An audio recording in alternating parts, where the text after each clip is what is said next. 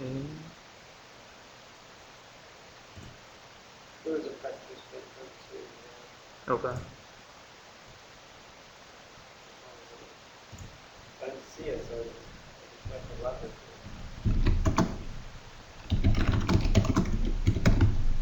Yeah, basically the same as yours.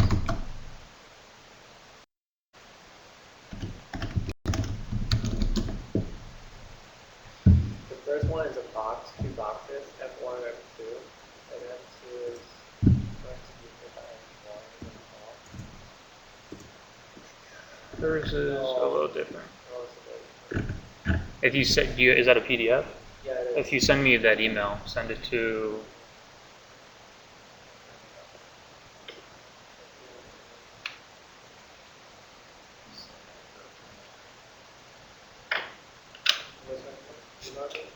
Yeah. It's this.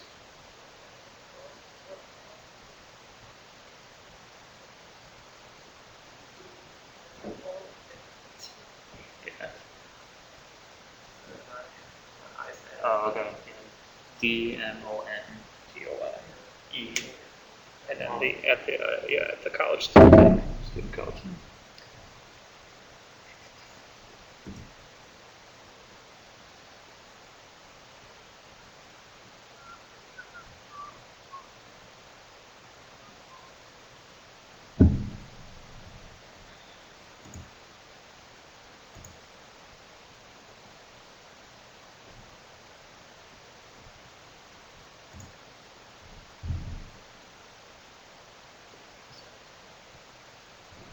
Okay.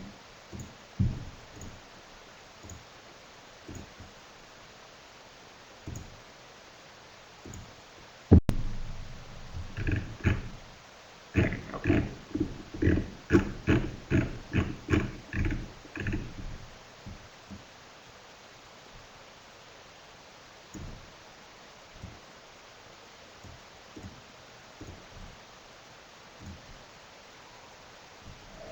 We'll get started in 2 minutes, I guess.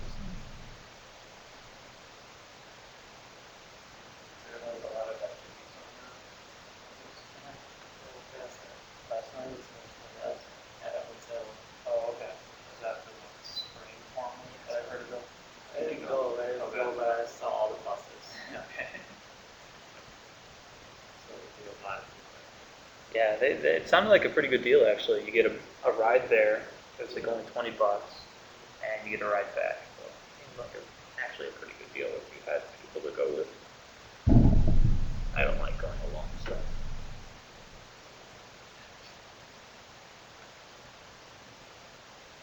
Oh, did you see my email? Yes. So I brought it up.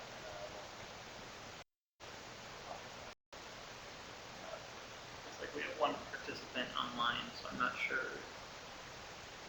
That's someone who's actually there or it's just a glitch.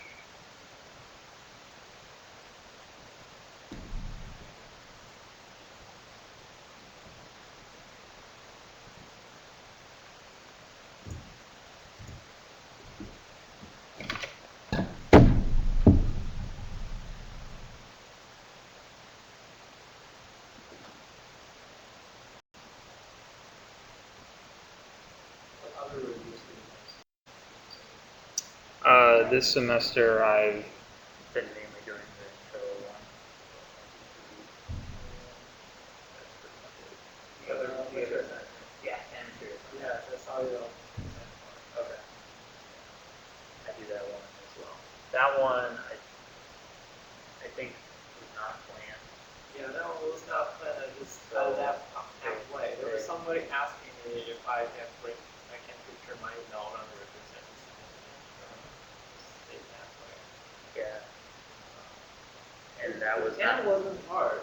Yeah, that is like the review session was not meant to be that one was not meant to be a review session because I didn't have time to actually go over everything and review it. So I basically said I can't go over every single topic you guys have done, which pretty much half the class last time because I was not going to hope they're going to walk through them.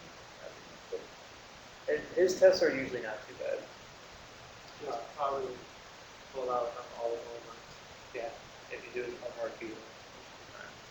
So it's after 6, and I have not heard back from this thunderstorm person. So you are trying to get on the meeting. Do you have any immediate questions on Rocket. No, Okay. Sure. We'll start with one of the example prompts. Probably start with the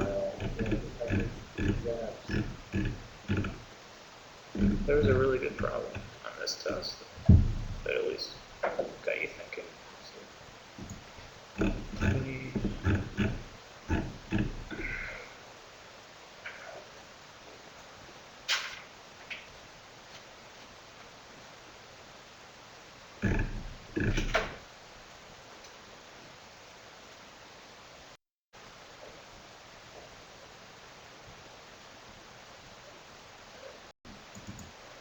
Okay.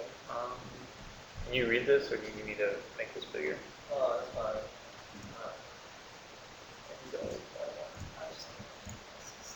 Okay.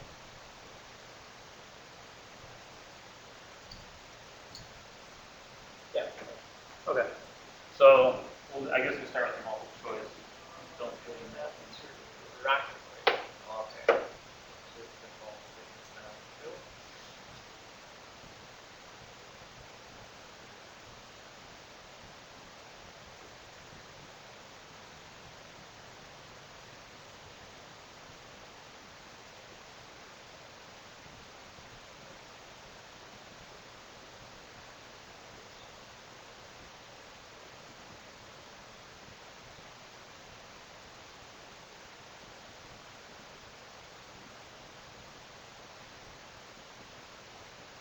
Just did one time.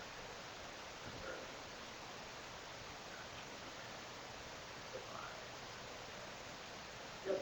Right. You want your final. I don't know about why the first one, the second one, the fourth one are true, but I know the third one's not. So I think the velocity relative REL, from what I remember, is actually the velocity that your expulsion of your rocket fuel is ejected at, and so that remains constant. So that can be I in 4, because you can measure the velocity with respect to the rocket's reference frame. Basically, if you hold the rocket still, you're measuring how much expulsion of fuel is leaving the rocket. If you're just holding the rocket still, right? You're just looking at the rocket. The second one makes sense.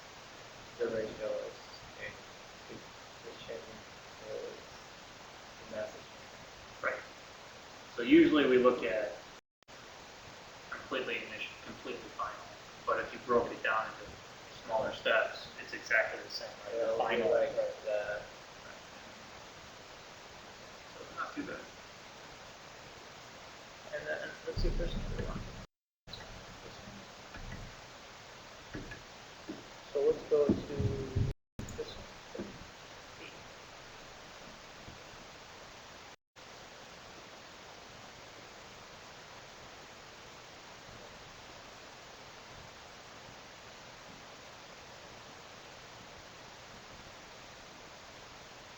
So it's a conceptual question using the math equation.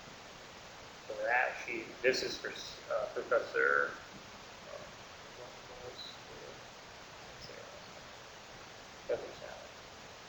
And she is asking why do rockets break down? Why when you shoot up a rocket does only maybe the tip matter when it explodes or sends the rocket up into space? Why do we only care about the tip or one section of the body getting up into the final location? And then she breaks down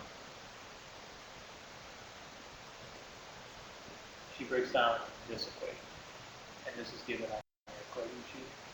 So I wouldn't be afraid to just kind of like use what's given to you. I don't think you're gonna have to rearrange equations, say 2 or 3 and combine them.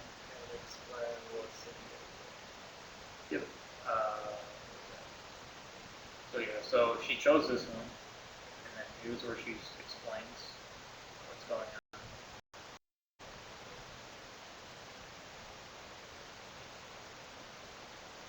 And the key point is, remember we just mentioned that your velocity relative doesn't change with respect to anything. Yeah. So whatever you said at the very beginning is going to be what it's going to be at the very end. So this is pretty much a constant. However, when we're talking about stages being broken down, that's where your mass changes. So if we rearrange it to here, or we just move the velocity over to the other side, this just becomes change in velocity. Is now this whole term. And we notice that if we do what the question asks us, explain why stuff is broken down, if our mass initial it was the same, let's just say if nothing broke apart, right, then mass initial would equal, oh no, physics 1, 2, 3? Yeah. Yes.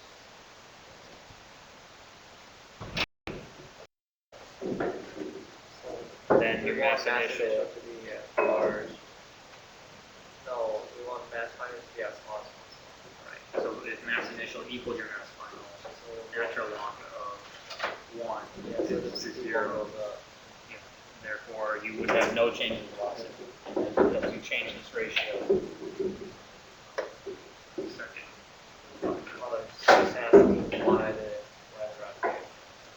So if we allow for this breakdown of rocket, actually allow your final velocity to be much higher than just setting the projectile motion or something. Any other questions about rockets? That's it.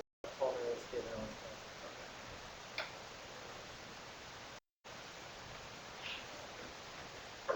I think probably the momentum one. How can I determine it's elastic or inelastic or partially elastic? Yeah, inelastic or elastic will be told directly to you on foundation. You should not have to figure out, from what I've been reading about it, you don't need to figure out whether or not it is or not. Usually it'll say, like, 2 cars collapse to each other, and now they have a combined mass. Usually in that problem, that means it's inelastic. Right, it bounces off.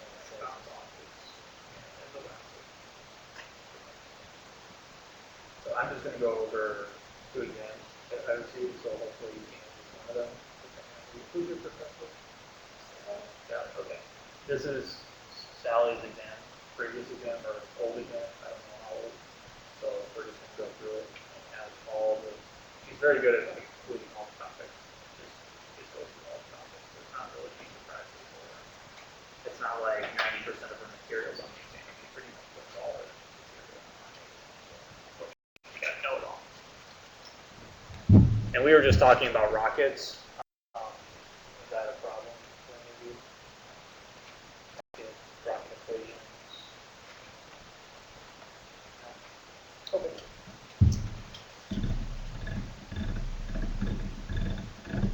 So I'm not gonna blitz through this, but if we're having trouble, raise your hand and we'll slow down and stop.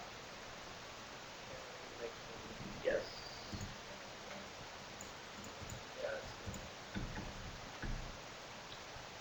So in this first problem, we have an object that's moving to the right at some velocity.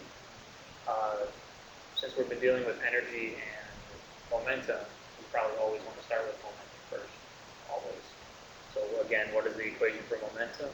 It's your mass times your velocity. So before, in this case, this is actually an explosion. And what happens is that explosion breaks the object into 2 pieces. So now we have a before and an after situation, which we've dealt with all the time. So we know that the total momentum is conserved. If the total momentum is conserved, you probably should have done many practice problems where you have the momentum before a certain condition applied, explosion, hitting another object, inelastic or elastic collisions, and then you have the momentum after. In this case, you're given the mass and velocity, so mass is total mass here, and the velocity of it to find the initial momentum. And all that momentum is conserved. Momentum is always conserved. Kinetic energy or total energy is not always, but momentum is. So if you're having, for some reason, an issue, try the momentum equation first, and then try the kinetic energy for your second equation. Because I remember some problems, I think may have required you to have two equations, because you had two unknowns to solve for. Therefore, you can solve for two unknowns with two equations. So always start with the momentum first. Therefore, in this case, we need to set what's called a reference frame. Our reference frame is going to be that, depending on what you did up here. So up here, we set our velocity to be positive going to the right direction. So we have to keep that the same in the second condition here. So therefore, the velocity of mass 1 has to be positive, and so you get a plus sign. And you get this negative sign because now, by convention of our reference frame, the velocity of mass 2 has to be negative. And plugging and chugging all that you were given, so you were given mass 1. Can you see the cursor? Okay. You're giving mass 1, and you're giving the velocity of mass 2. That's why you have two unknowns, actually. What's key here is that we don't need to jump to the kinetic equations.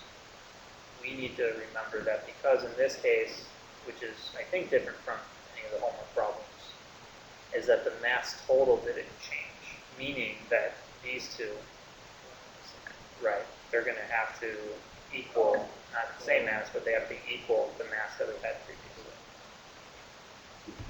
So that's not too bad. That now mass total is m1 plus m2, which we know the total beginning mass, and now we have our second equation. So our second equation was not kinetic energy in this case. It was just a simple, I wouldn't say common sense thing, but kind of a simple logic that we didn't lose or subtract mass going from before or after. And I mean, it's like small stuff like this that if you're, what, if you only have like an hour to do reading or something, like if you're time crunched, your brain might forget this or forget small stuff. So just take your time and read. Therefore, you get to solve for either m, or no, okay, so you solve for m2. You get to solve for v1, and this is all algebra. So be sure to do your calculations correct in your calculator. And then you're going to get an answer. I always just check to make sure my units are good if you have time, because that way, if anything seems too large or too small, you can at least make sure your units are okay. So our velocity is, okay, so we have 3.5 times the velocity equals this. And therefore, if we divide by a mass, which this is, then we get meters per second, which is our velocity of 1 going in this direction. And then there's just a little side note here saying that if you were to attempt to do anything with kinetic energy, you'd probably be taking a little bit longer to solve it because, right, you're not told anything about energy, but you're also not told about velocities for total, in a sense. So you have two V's, or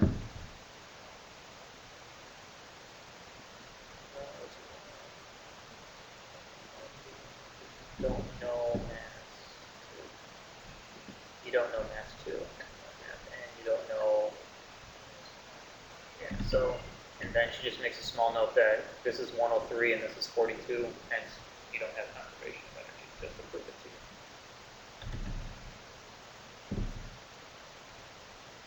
Okay, and then what is perfect? If immediately after the explosion M1 encounters a region where the coefficients of friction are this and this. So what can you tell me about, when do you use static and when do you use kinetic? Do you know? Right, one is static means still, and one is dynamic. We use static when something is moving or about to move. All that means is, like, if it's staying still on a plane and you raise the plane, right, there's that momentary freeze before it falls down the plane. That's when you're going to use static friction because the thing is not in you're trying to measure something or use one of these mu, these coefficients, basically one is moving and one is standing still. So let's see what they want. How far does M1 travel before coming to a rest? So its initial velocity should have been what we found before.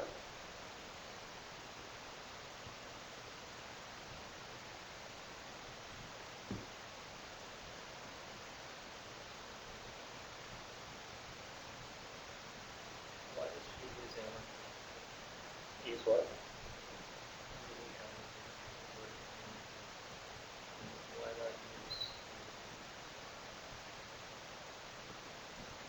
velocity? We use energy because these are related. Usually, these are usually used in the force of friction, which has u in it, kind of like normal force, and then with work you have a distance involved too. Yeah.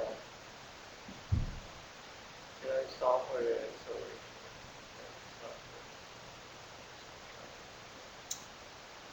It's probably more work than you need to do. That's why.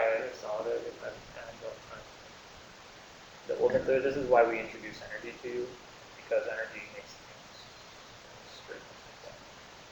extremely simple. If you know what you're doing, like, because here we don't have conservative forces. However, we know that because we're not dealing with any height parameters, that the potential energy is 0. So all the energy it has to get dissipated into something. All the energy has to leave the object for it to come to a rest. So that's why they calculate all the energy it has, which she did up here, but you know V1. Yeah. And because work, remember, is energy. But work in this case, right. So the friction work is stuff that you take away. It's dissipated. Work of friction, not just work in general, but friction work. Don't get scared with this integral, because this is a dot product. So if you remember what the dot product is, it's just the magnitude. So the magnitude of friction, which is 1, 2, these two terms, dotted into what's known as the r vector, and the r vector is just the distance you're traveling in. So in this case, the distance we're traveling in is along what's, in this case, the x direction. Since force is a constant, and I just use force of friction equals to Fs,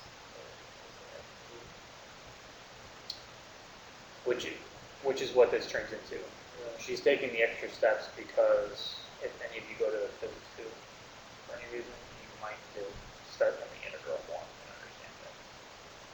So the basic idea is, yes, we can say the force times the distance traveled, no problem most of the time. However, it's always good to remember what's actually happening in the integral, because sometimes the steps that you need to go from the integral to the final answer, there's something slightly different in here that needs to be accounted for. So you can't just go to the final answer sometimes. And then remember, what's the highest math, or what's the lowest math? Cap 1? Cap 1? Is that you're taking Cap 1? Cap 3? Anybody take Cap 2? Cap 2? I'm just getting an idea how to explain that. So for those, does everyone know what an integral does though? Right? Okay. So the integral here is just saying we just get x from 0 to b, which means when you do the integral, it's the integral of dx is just x. However, with the limits, we're going a distance d to the final point that the energy is fully dissipated. That's why we make the giant leap here if you're just not accustomed to that. And everything else from there on is pretty straightforward because you're just solving.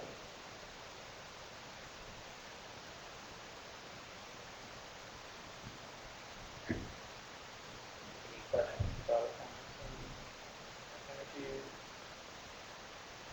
be some odd stuff that you run into.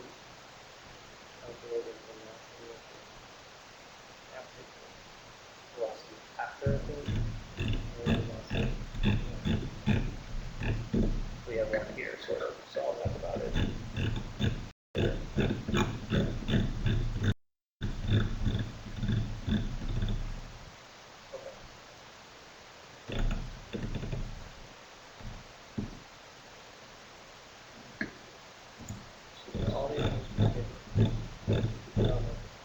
Yep, these are all the equations. You should have gotten this a little bit cheap. And that's all the equations.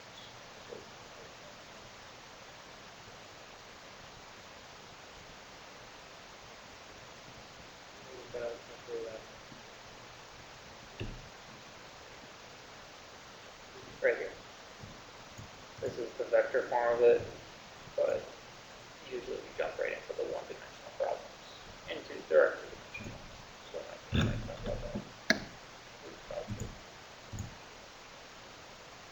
So here, I'm glossing, but they're shooting something off of like a rubber band type thing, or like a slingshot from a device. They're shooting it off at some initial height, and they measured an angle here, and they want to know what's the final velocity when it hits the ground. This is where you want to use energy because it makes things much simpler. And then the theory is that spring and gravity, because they requested this pulley system or the slingshot system to be like a spring.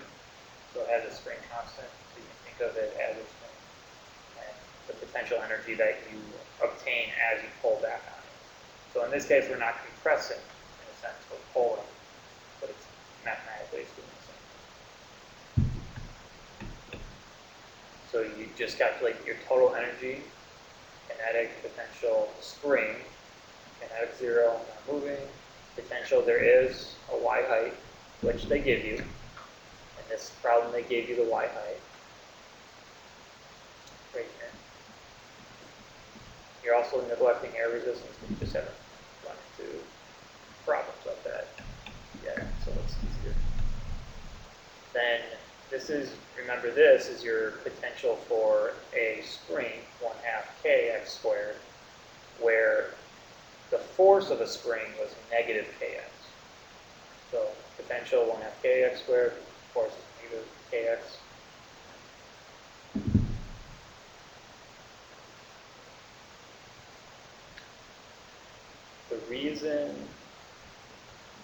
The reason we like to set again a reference frame, so where the 0 is.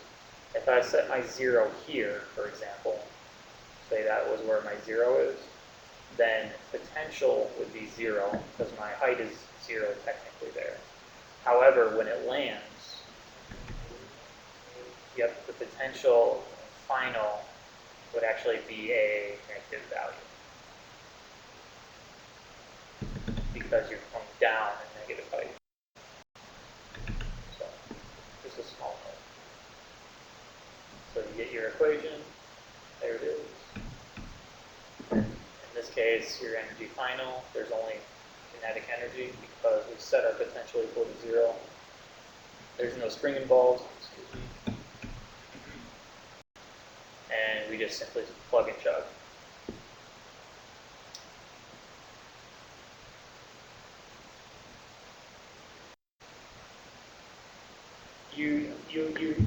You won't run into air resistance.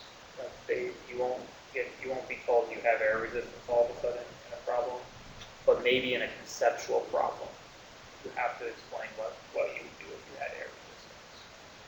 So remember, with your conservative forces, friction is not one of them, and drag is a friction force. So therefore, if they wanted you to explain what's happening with energy, and you had a friction force, you would need to say it's not conservative, because you're losing energy to the drag that happens on the pumpkin or ball or rocket or whatever you're shooting. Bullets. Or sometimes they do gun and block problems. If you have a sense of humor, just go on.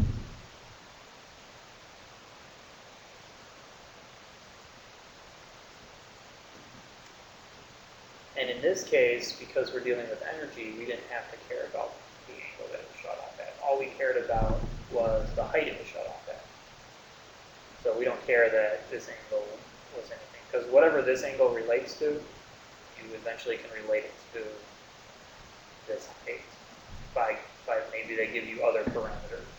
So for example, they could say they gave you the height of the total height from the top of the attachment here to the bottom, and then maybe they gave you the length that it was pulled, the length that it was stretched, which I think they might have given you here anyway.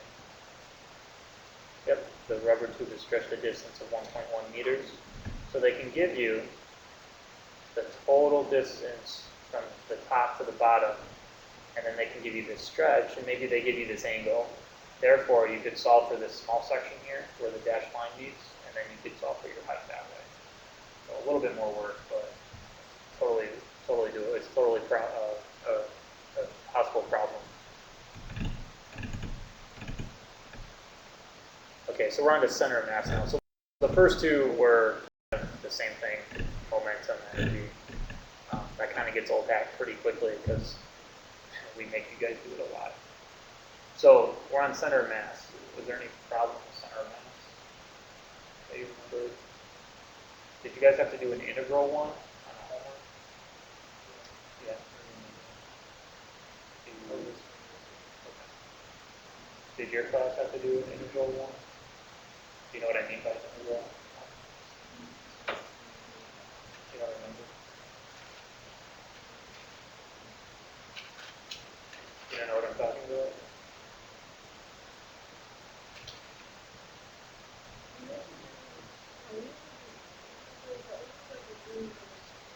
Okay.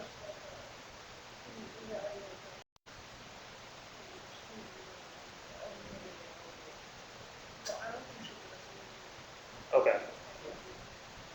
Okay. So we're going to stick with. I won't talk about because I think they may have mentioned there's like an integral form for center of mass. Maybe she mentioned, or the book at least will mention it because it is important. However, we're going to stick with the particles, right? Particle masses. So you're just dealing with the summation of m times the center of mass distance being at x, y, or z if you have to deal with z, which is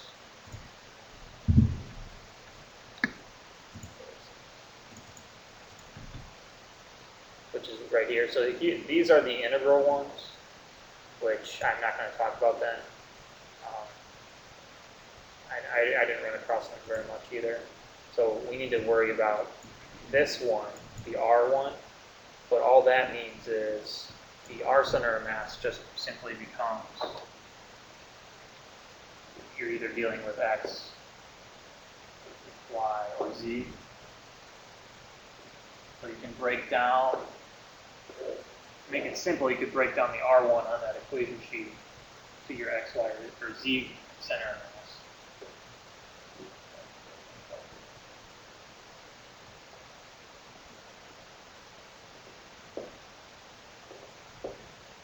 Which then, all that changes, I believe, was the summation, where here's your R2, so that now that R just becomes your X, Y, or Z.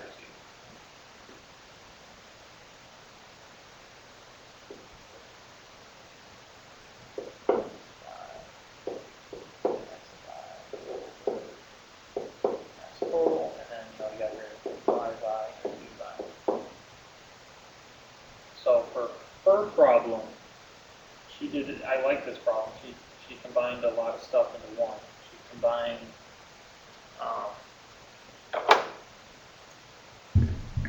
She combined energy, potential energy, which you've been working on, as well as center of mass.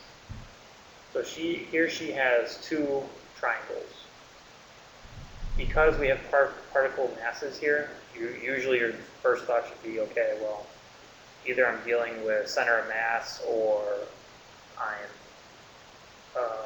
for intro 1, you're dealing with center of mass whenever you see particle masses usually.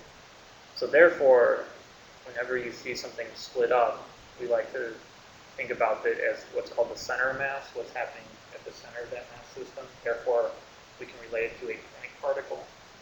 That's why we can do everything, because we always say, well, it's just, if you have a huge car, we'll just think of it as a point. Well, that's because the center of mass of the car is literally a point somewhere in that car.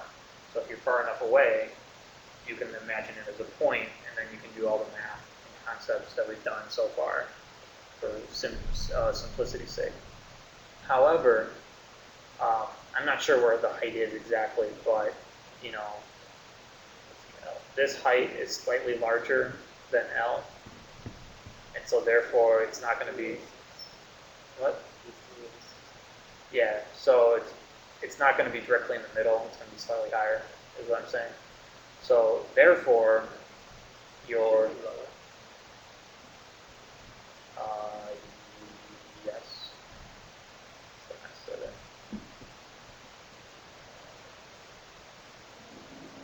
No. Your center of mass, yes, your center of mass would be lower. However, when looking at these problems, and I've read the question, so that's why I'm not really explaining what the question is. You want both these objects to have the same potential energy. Potential energy, remember, is mass times g times the height of the object.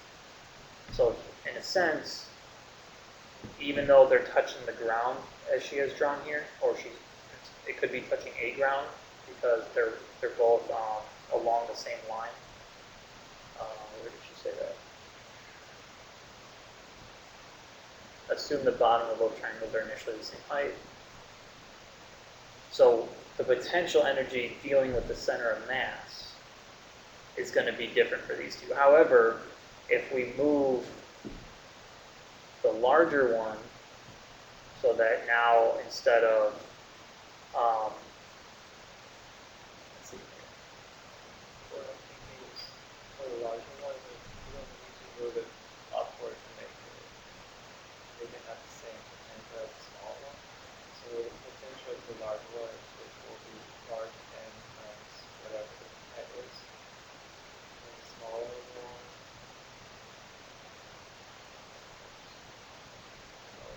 so left to as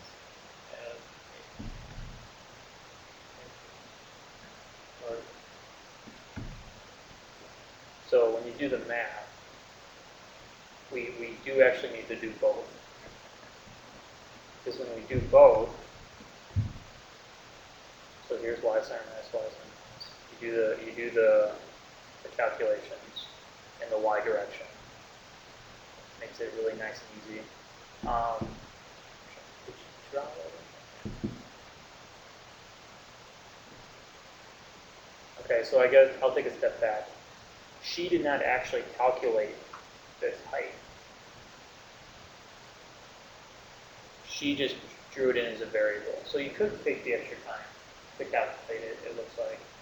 But she just drew it in as a variable because what happens is all we care about is the final answer.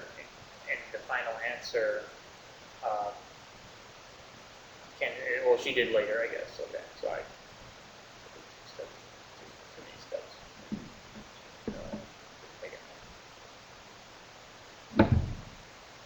So she calculates it. Thankfully, all the masses are the same. And you get this term for the first one. However, when you calculate the y center of mass for the bigger one, you get that it is 3 times larger than the small one. So wherever this one is, it's actually 3 times higher. So if it was like down here, it's actually up here, 3 times larger for the larger one. However, that number actually gets multiplied again because when you do the MGH, you get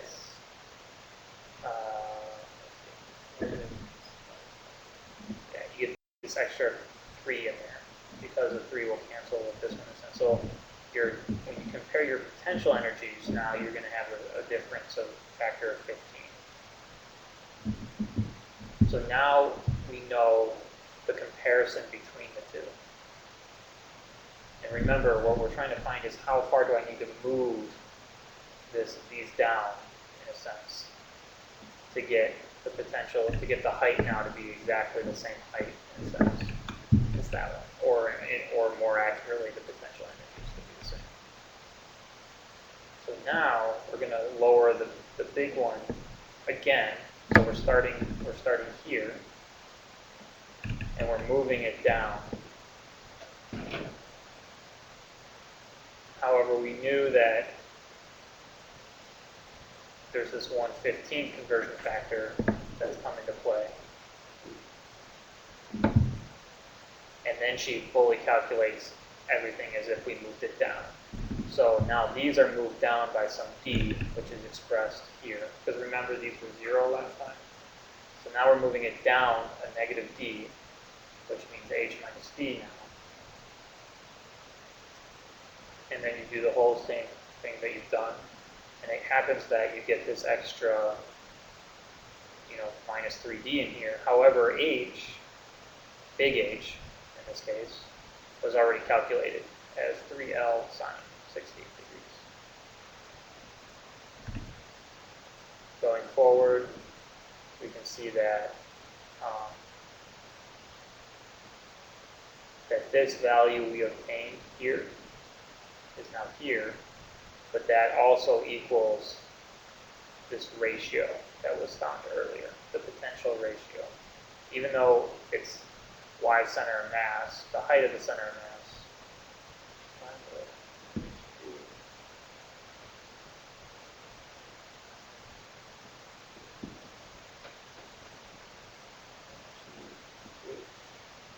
energies cancel and you get h. Okay, yeah. So what was not written here was, so the m and the g are the same. If they're not the same, but she made them the same, right? We knew that big M was 5 and little m. So we're trying to convert all to the same variable or all to the same unit.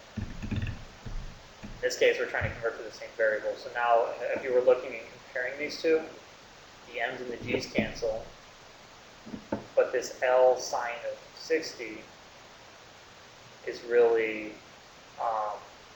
height. And she even wrote it up here. So she converted and wrote up here. That's why she can go down here and set the y center of mass nu to this value right.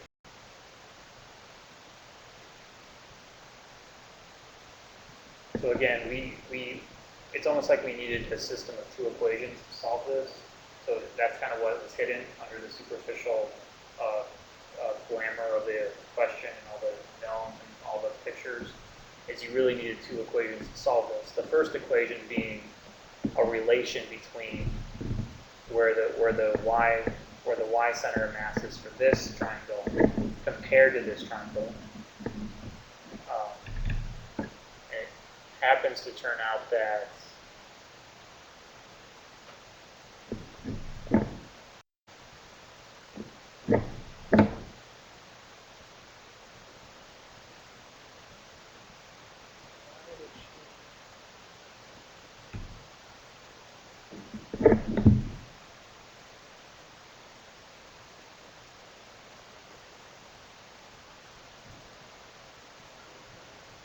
potential energy is different by a factor of 15. So how did the y center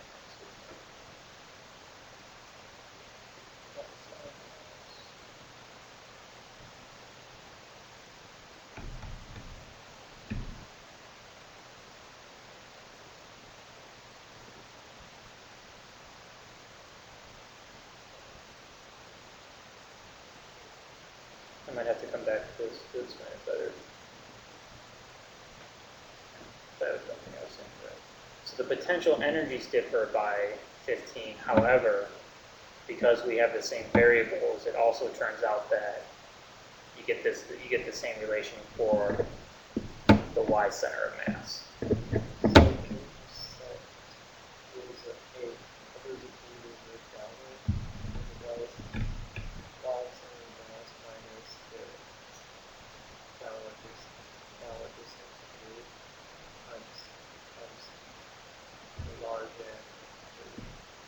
because the new center of mass that we calculate, if we move it down some random distance t, has to equal the height that we should find over here. So we found that the height that used to be over here was the h divided by 15. So this is what they're trying, or this is what mathematically we're trying to relate back to the original triangle.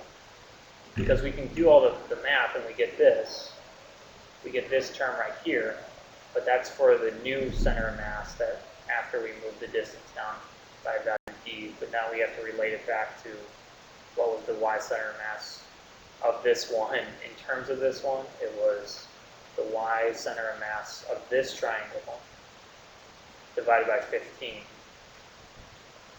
Sorry, the y center mass of this triangle divided by 15 got us here.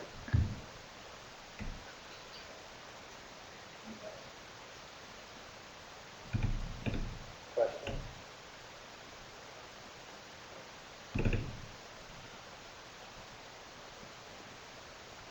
Am I going too fast?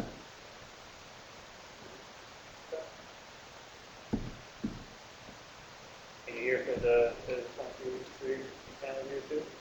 I'm sure about Yeah. see business. President Oh, who asked you? Really? I will have to talk with him. Because something got screwed up for some reason. I'm not really sure why. Because I knew there was an exam review going on, but it didn't seem like anyone else knew there was an exam review. Yeah. So that's really weird. Okay.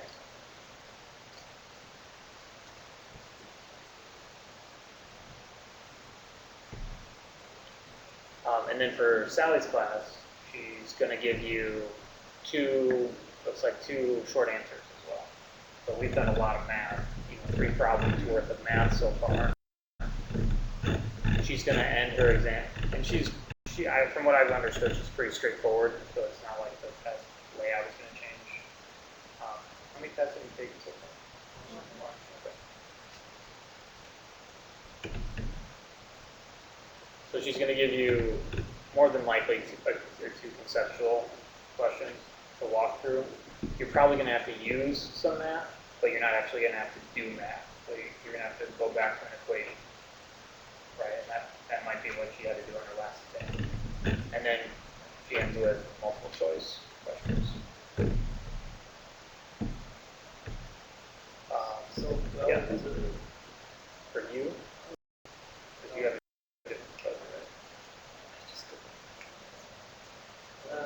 What else? Relative to the equation of inelastic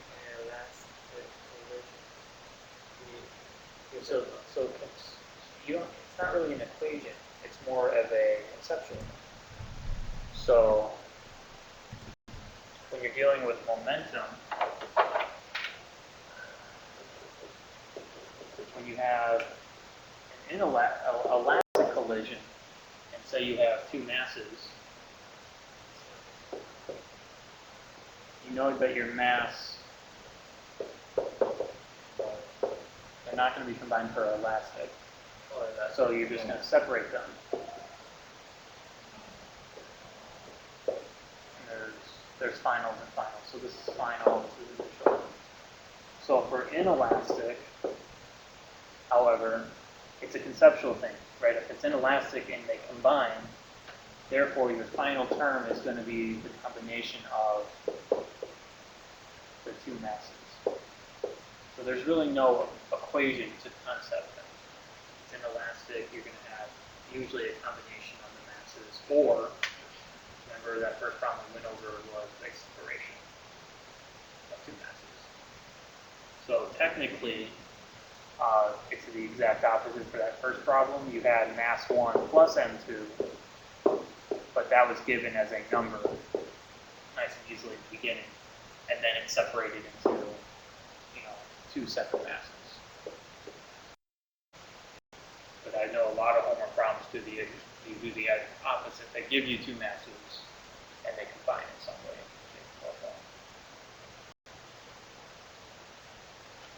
did you have homework problems on two-dimensional momentum problems? Were those okay? For kids? Line numbers, algebra. Did you get those right? Yeah, okay, good. So those can be just a little tricky just because there's a lot of algebra. So just please be careful with angles, like figuring out geometry correctly, sign convention. You need to hold the same sign convention. So if one version is positive, it's supposed to be positive.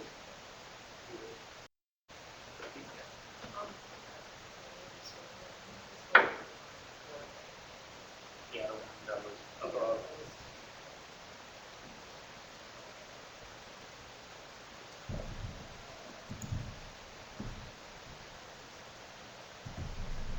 So it looks like you have the exam in front of you. You have the exam. Yeah. Okay, good. So what about it is going to go over all of it? Okay. So I was a little confused too because usually you might want to think about when you're thinking about change of momentum, it's like N1, V1 minus a minus is what I initially thought. But we're only interested in forces. And because we're only interested in forces, that allows us to only look at one force, which is the change of momentum of only one object. Therefore, we don't need to incorporate F2, V2, which would then give us the 2M, V, or whatever, give us like the double kind of thing, which is what I was initially thinking about, which is why I was confused, because it should, like, I'm thinking in my head quickly, it should be double, but because we're dealing with the force of only one object, in this case, car one, it's the mass, right, it's M1 V1 minus 0, because the velocity of object one is going to be 0. And for a brick wall, it is, right? It's just fun. Does that answer your question? I was a little confused when I first read it. So for this one, since that after and even zero that velocity goes through, like, how would we feel like, why don't they like collide and then go in opposite direction? Like, why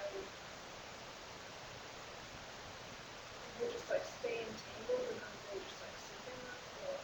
Okay, so the assumption is because of case 2, we want to mimic in case 1 what happens in case 2. So when a car hits a brick wall, the brick wall is either going to fall down, and maybe, like, realistically, maybe some of the bricks are going to fly away. For the simplest case, it's just going to be a strong brick wall, and the car is just going to collapse into it and stop. Knowing that that's what's happening in case 2 means we need to mimic that in case 1. Therefore, because if the two cases are not the same, you can't relate the two. That's why when they hit, they're not going to go in opposite directions. They can, except that's not what's happening in case 2. And we want to compare the two cases. Because they're saying if case 1 is that a car is going to provide the same force onto the other object, then the same should hold true with the brick wall. The brick wall should apply that same force, because normal forces onto it. However, when you break it down to the true definition, which is, this is actually the true definition, is a force is not N times A. It's actually the change in momentum over change in time. Because remember, momentum is mass times velocity. Well, mass times velocity over time gives us our mass times acceleration equation that is so well used by physicists. However, this is the true definition, which with higher calculuses, we go back to this one. Instead of using F equals MA. Now going back, again, I'm trying not to repeat myself, I'm trying to explain. We want to know if this car is providing a force on it. So if these cars went in opposite directions or something like that, then then we would have to mimic a case 2 where that happens. However, it's easier experimentally, that's why these Mythbusters did it. It's easier to consider them crashing, stopping, because that's what most likely will happen with the brick wall.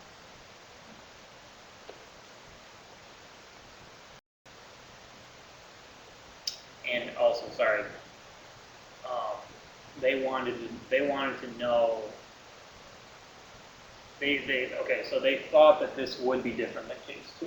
Case 1 would be different than case 2. However, there is no difference. So they thought that, yes, the car should split up or do something, and therefore that's where your extra forces are going into. However, mathematically, and if you think about it more conceptually, that's not what's happening. If we're looking at just the force on car 1, as soon as they hit, the normal forces go opposite of each other. So whatever forces that are in between, that are connecting the two, that's all one object or the other object due to Newton's third law is experiencing. The forces are in opposite directions, so they combine to give us a total force, and that's what we're looking at. We're not looking at the two separate forces and saying, oh, if they're equal, they add together, and then therefore it's double. Where since this one's not moving, you know, so basically, right? Does that make? Am I making sense? Okay. Did you have another question about? Trying to maybe what I did make sense of it. I guess very interested in those, but I kind of the wrong reason because what I said was so like you can kind of imagine like I remember one of the shooting professors before the wall in the wall mass is like greater than the marble, significantly greater. So like the final velocity of the marble is twice as much as of the velocity, the initial velocity of the ball. I don't know, I was just building it off of that, but I guess like since you took technology of velocity of one car, like you can't compare the velocity. Yeah, what's really happening is somebody wanted to say, well, is it better, you know, maybe even from a safety perspective, right? If you wanted to have a crash scene in your movie, would you rather have, for safety concerns, crashing into a brick wall or crashing into another car? You know, what one was, like, this is real life, so which one will sell more tickets? 2 cars crashing or crashing into a brick wall? Also, my insurance policy, which one's going to keep my guy safer, right? Well, they were saying, oh, well, there's twice as much force in this case than this case. But that's not really mathematically the case. Because with normal forces, as soon as the cars hit, you're gonna combine these forces. However, don't get confused with the next picture. However, when you look at the objects separately, this combination of forces goes to both objects, but now they're equal. So it's kind of like Yeah, sort of. So it's like if you took the 2 balls, separated them, they should, in that case, rebound elastically. But if they were like maybe clay or something, they would deform and just stop right on the spot. Then we go to what's really happening in the forces.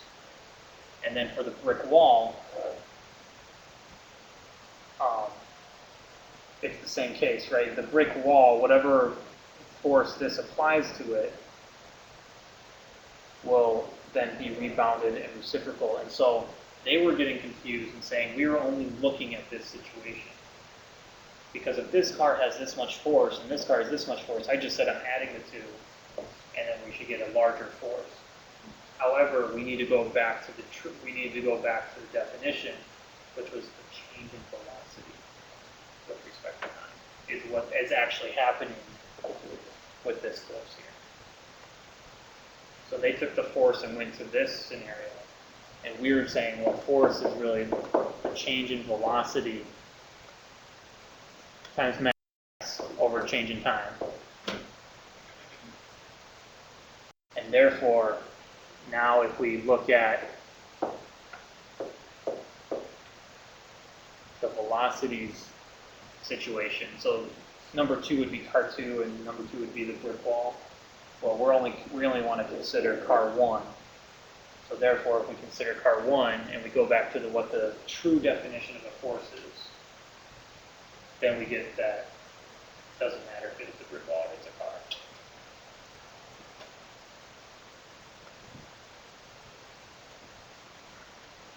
So we only consider mass walk.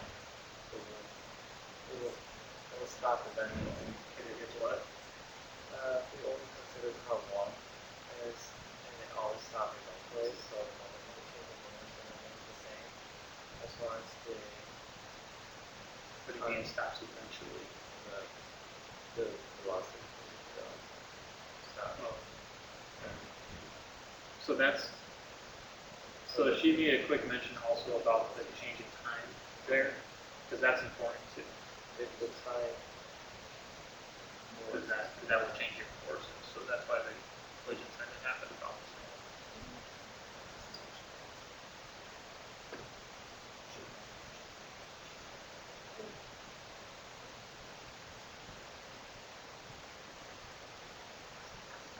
there is no one.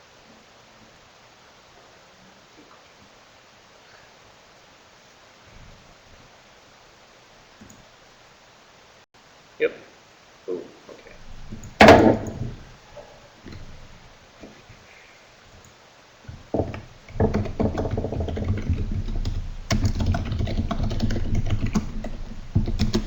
Any questions from you participating online?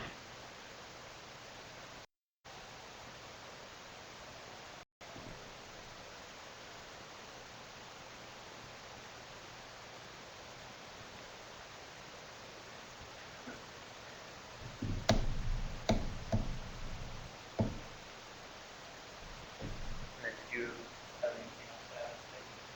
Yeah. Clarify. Should we make the No?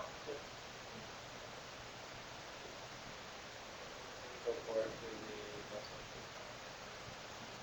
I need to see if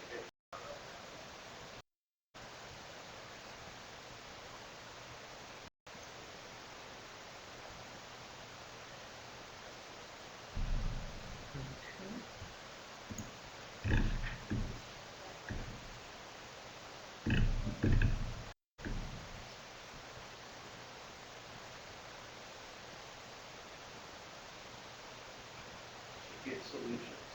Those again? Oh, oh. Well, that makes my job easier because that means I can just answer questions. So far. The impulse of the button?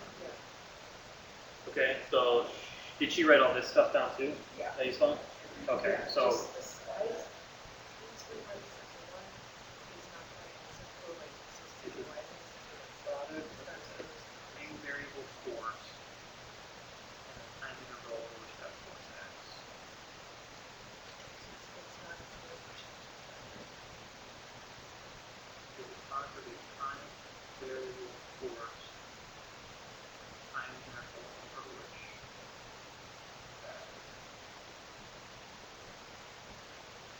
Oh, that's really confusing, yeah. Is it caused by the time variable force and the time interval.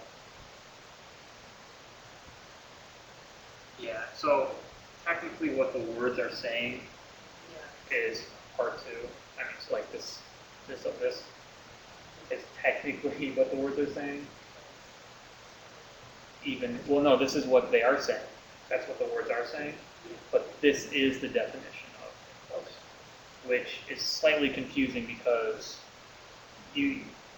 someone might just say, well, it really is the same. It kind of is because it's the integral, that dt with the integral is a time range, technically. However, it's based on what the actual words are saying. It would be this. which is not true. Another way I guess you could think about it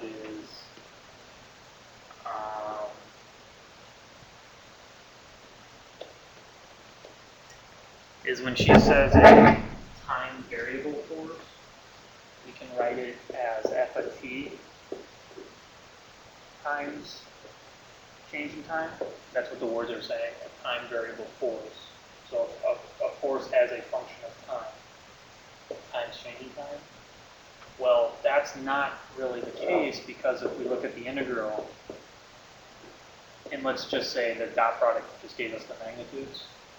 If this was a function of time, therefore, when you take the integral, you would not get f of t, you would get a whole new function. Does that make sense? For those calculus. So you need this integral and the f of t and the dt, whereas in this case, this function is a problem because you can't take it out of the integral because it has time in it. What are you calculating? 1, 2, 3.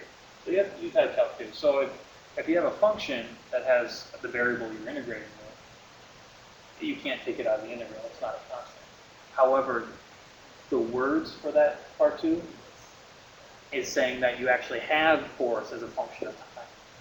You have force. We really don't have force if we do this integral. Yeah, okay.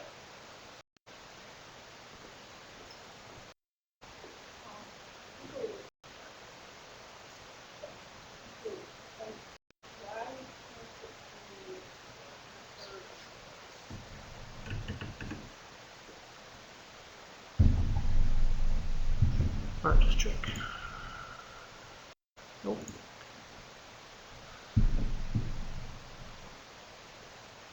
Why can't it be 3? Because total.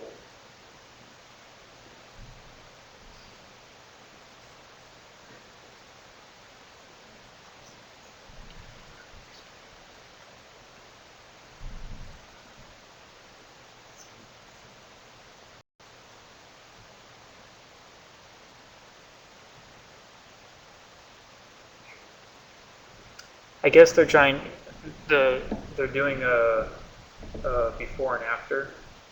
So I think what part 3 is just saying is that after they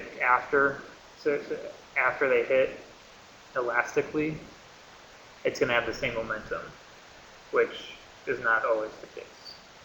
So it's like a play on words, sort of. So the total P of this system is conserved, which is true. But question 3 is like wordplay. They're saying each object's individual momentum is conserved before and after. It's like the hidden words here. Oh, okay, because they're not looking at the They are, actually. That's why the words I added here are hidden. Because in a perfectly elastic collision, they're assuming you're considering the whole momentum, so before and after. And part 3 is just saying each object's individual momentum is conserved before and after, which is not the case. Which is why there's this little snippet here that says the object, one's momentum will be different sometimes after and before. So it's a little trickery.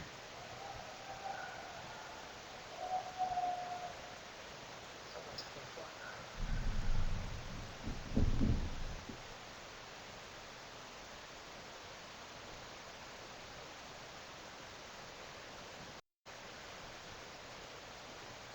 You have this too? Okay. And you read over it? Okay.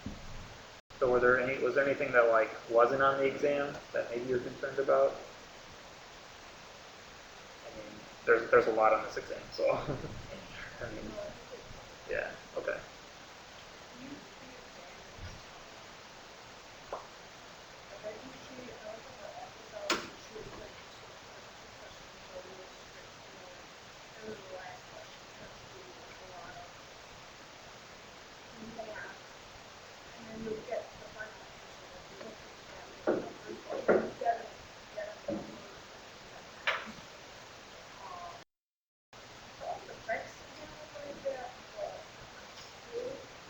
So she says there's going to be 3 problems. Yeah, it's like the same layout. Oh, The first 2 are straightforward questions, you doing okay? Okay. and then the last one is like do a lot of that to get to the final answer. I don't know, I'm just kind of nervous about it, 'cause, like for that second one, it gave me stuff that, so like when I was working on it, before I looked at the solution sheet, I was like, how am I supposed to do this thing? I'm like, So unfortunately, you're going to probably run into cases where they're going to give you. It's always fun to give you more information than you, right? I mean, from the professors and the graders' perspective, it's always more fun to see how a student reacts to more information than they need. So, I mean, you've been working with energy, you've been working with momentum. Kinematically, I don't think she will like do a twist, but you can technically. You don't have to, but sometimes you can do all the energy stuff, and then you just have to do the kinematic equations. Like very rarely. That's why this energy stuff is so important. Because you make stuff so much simpler. So don't worry about that. I don't think she'll do that. So just kind of stick with the energy, stick with momentum. Maybe use that as a last resort. Don't forget system of 2 equations. So if you're stuck, you'll know, and then you might just have to go look for that extra equation, which hopefully will not take too much time. I don't know what you mean by more math, because there's the algebra where you don't plug in numbers. That's a lot of math, and then eventually things either cancel or things are so nice because they were given to you originally that. Okay, so I've been trained because I am a physicist, physics major. I've been trained to do stuff with variables first. So I'm not the type of person who will write out the equation like that, y center mass plus 1 half kx squared, and then plug in numbers and go forward. I will leave it in that form, and then continue to do the math. So even though all this looks ugly right here, it's just numbers. So even though the final answer has a square root and it looks ugly a little bit, it's all just numbers here that you plug and chug. So I've personally grown accustomed to just doing the algebra, even if it is really difficult. Sometimes I've had difficult problems. So just kind of bear through and just do the algebra. So there's only 3 problems, you said? no, it's pretty major. There's 3 major ones. Oh, okay. As you can kind of tell, we also are a big fan of combining topics into one problem. So you're going to have probably like work energy, or work is energy, so work energy, potential energies, kinetic energies, and that momentum too, all combined into one problem. So you're not just in that.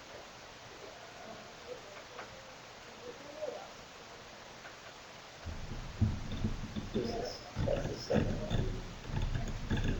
Oh, good. Yeah. Okay.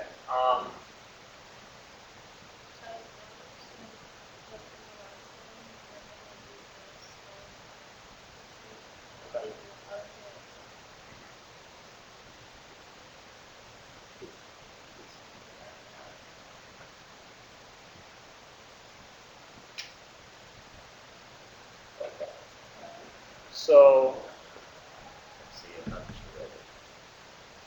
So here, okay. So here she used a small y for the small triangle, and here she used a big Y. So I'm hoping she keeps that same idea. I think she meant,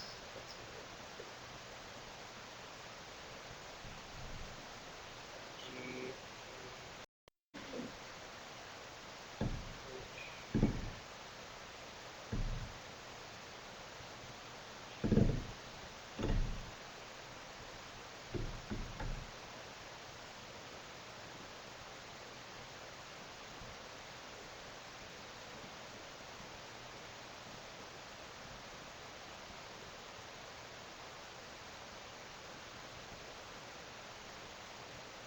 think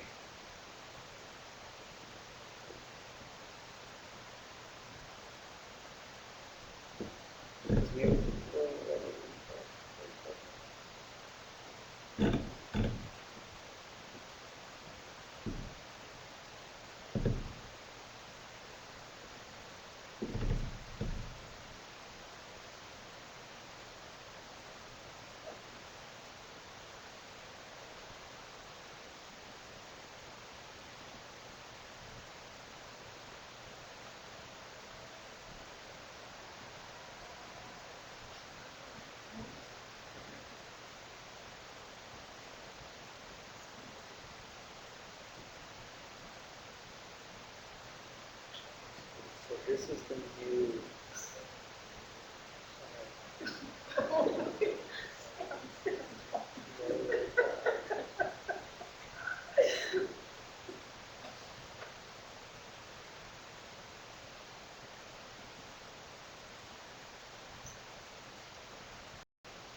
I'm not sure why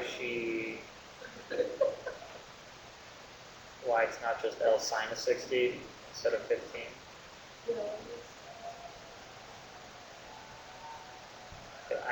I want to say it should be just L sine of 60. Because she was saying that we want to lower this one by a factor of 15 so we get back to here.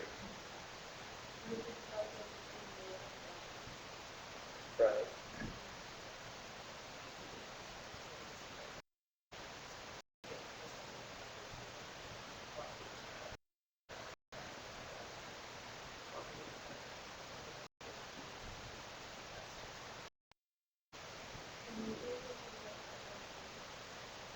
I think she might have. I think this term right here should have had a 15 up here. Because the y center of mass of the original should be the big one original. Should not be the small one original. Which, you know, I'm not surprised. She did this in like, what, 10 minutes or something. It's kind of amazing that they let me go a small mistake like that. So that's what I see. Yeah, I see that new center of mass of this one should be 15 times lower than what it was, which should just be the same as this. So there should be a 15 up here that cancels that 15 down. Or relate it back to the original potential.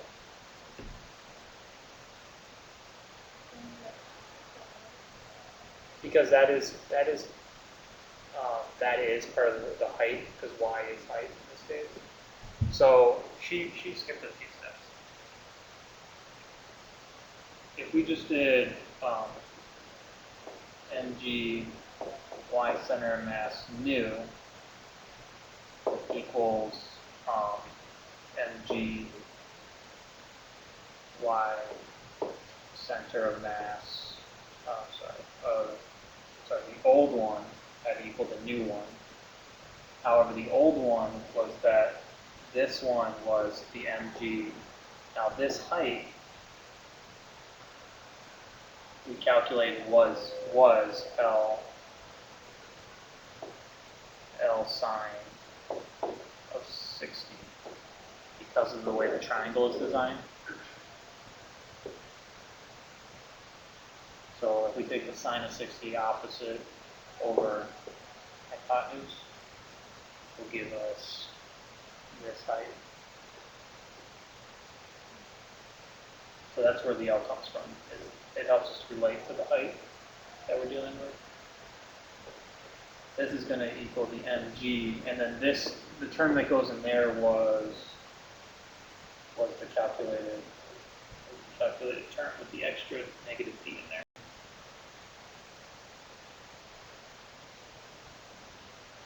Therefore, your mg's should cancel.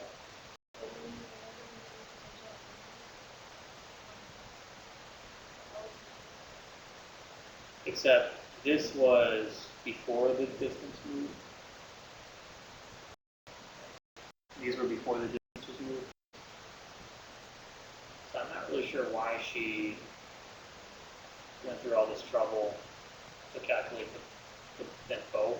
You really should only have to calculate one. And then say, okay, that's the mass, that's what we're trying to look for. Now let's move everything down by D or something. Then I personally would have just calculated this and said, okay, now I need to calculate it for the big triangle with things being moved down or shifted, the whole triangle being shifted by distance D, which then you would set equal to about this 15. I think it's the smallest bit.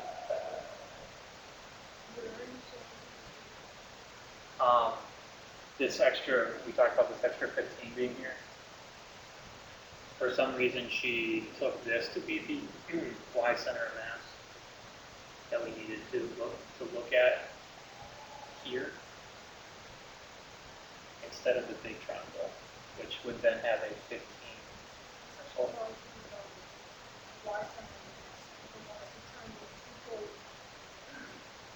you go up the step with so before you get to the potential energy of the large triangle, the center of mass in the large triangle is calculated. So she's saying the new center of mass needs to be, since the potential energies are different than the same for the new center of mass should be 1/15 of the original center of mass.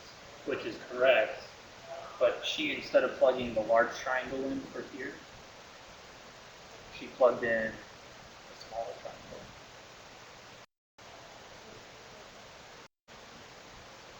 Because remember, we want to set the potential energy of the small triangle equal to the potential energy of the large triangle moved by a set distance.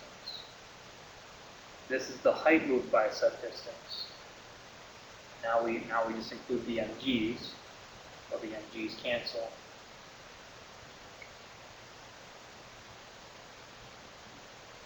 So that's what I was doing here. We calculated the potential energy of the small one. We're setting it equal to the potential energy of the large one moved down a little bit, so that its potential energy with respect to our reference frame now equals each other. And your mg's cancel. Leaving you with, I think she got, well, she didn't get this. She had some bit factor of 15 in there. But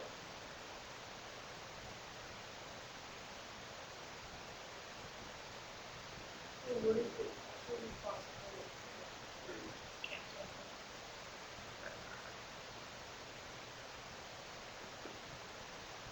What is it also be possible? So, like, in the art potential energy is like, Yeah, what?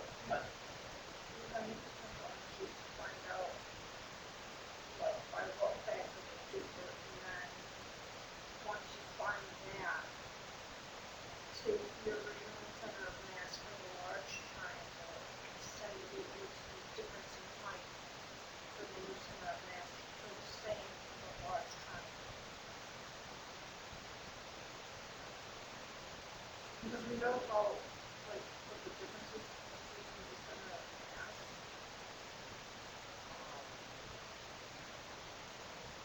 So we just multiply that by 1/15 and we set it equal to the, like, the center of mass in terms of height.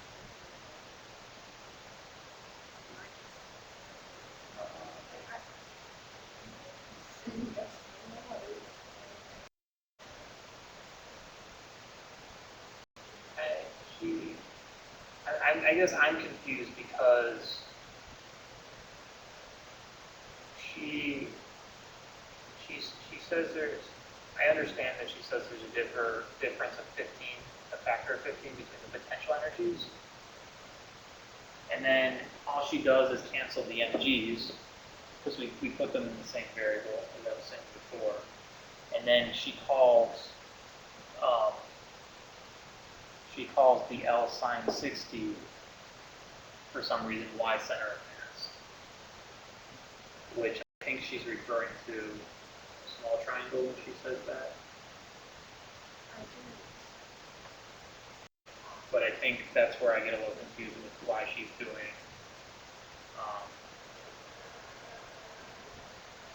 But when I was looking at it, what I figured was she's not referring to the small triangle with potential energy. She's referring to the large triangle of visual center of mass. Like if you scroll and you go to the large triangle, the right there, the L, says the explanation. So that one was different, like that definition, I think is why you guys read it. And you said it was the new center of mass in terms of that was that was Yep. This one was 5 by 3, and this one was just L signs.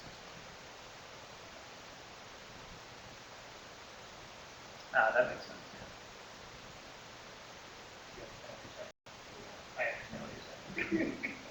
It took a while to like say that correctly because it's like I know what I'm doing, I just don't know how I'm doing it. Okay, so I don't know.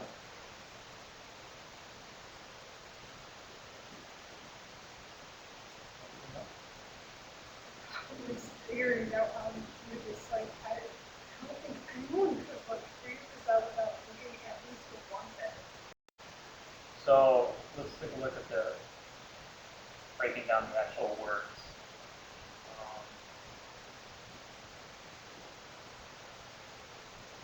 Okay, so the key of all this is from here to here. So by how much and what direction do you have to move the bottom of the large triangle so that both objects have the same gravitational potential energy? Since she mentioned GPE, energy, that means we have to move vertically for anything to happen.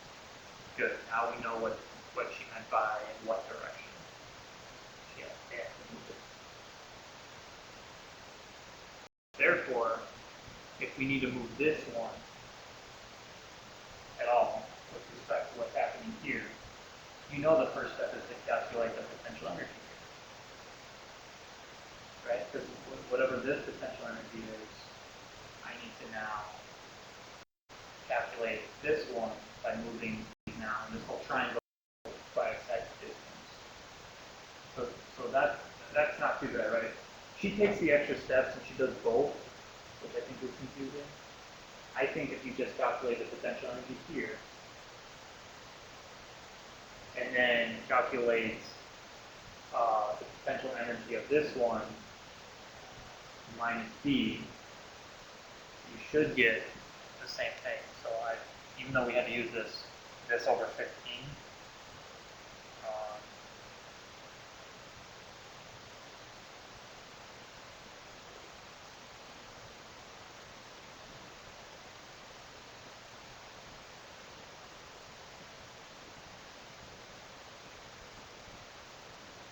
because she compared the heights.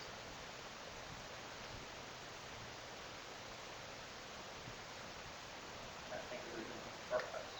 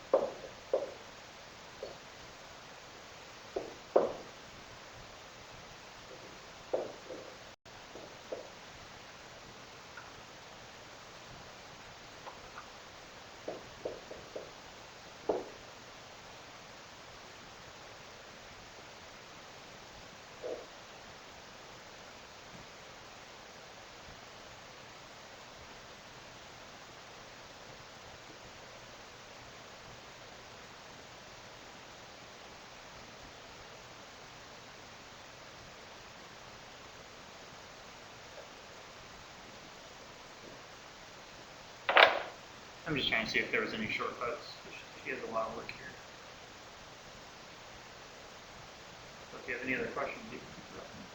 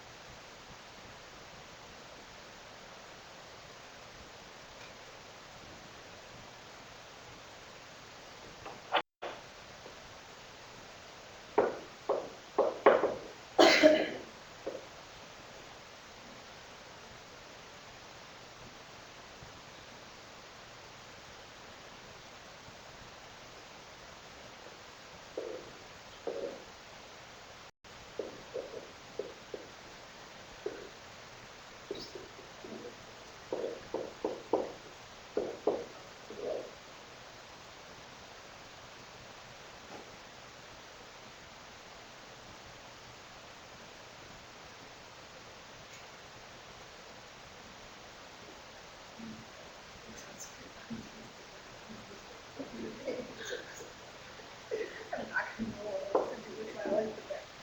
I'm gonna stress.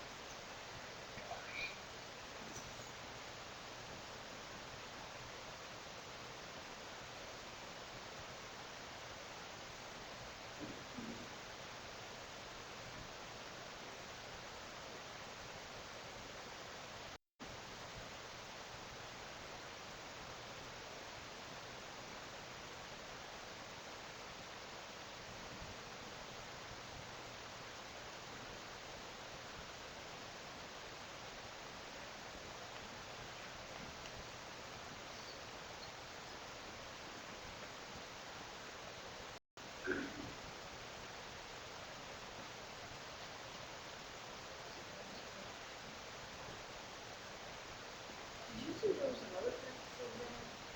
Yeah, that one was for a different professor. And it's actually a little bit more complicated. Okay, I can show it to you.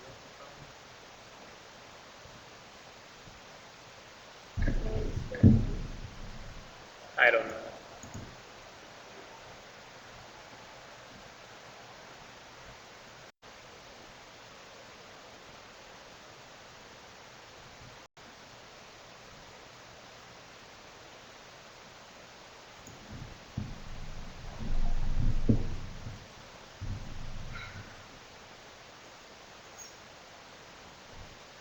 So part A is the two boxes stick together, packing tape or their kinetic energy before they strike the floor.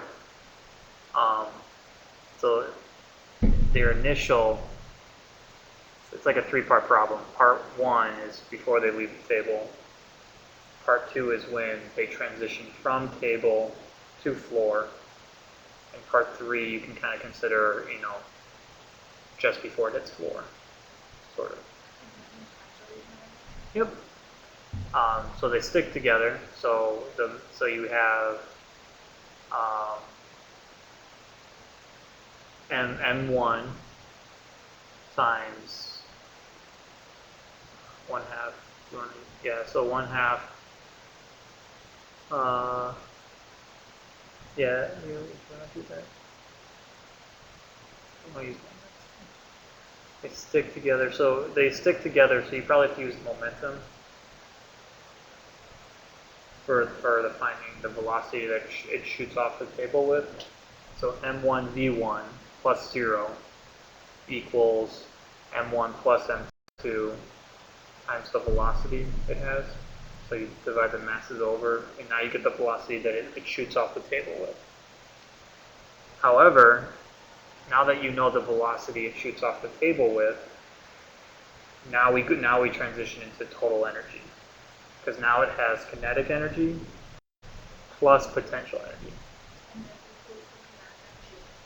Yep.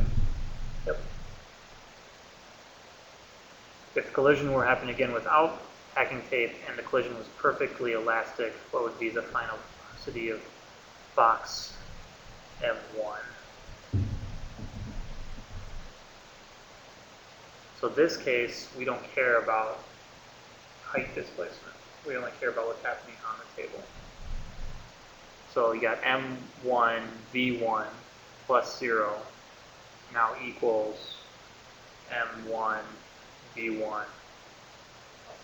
I'm sorry, yeah, plus m2, v2, but those are the final velocities, remember.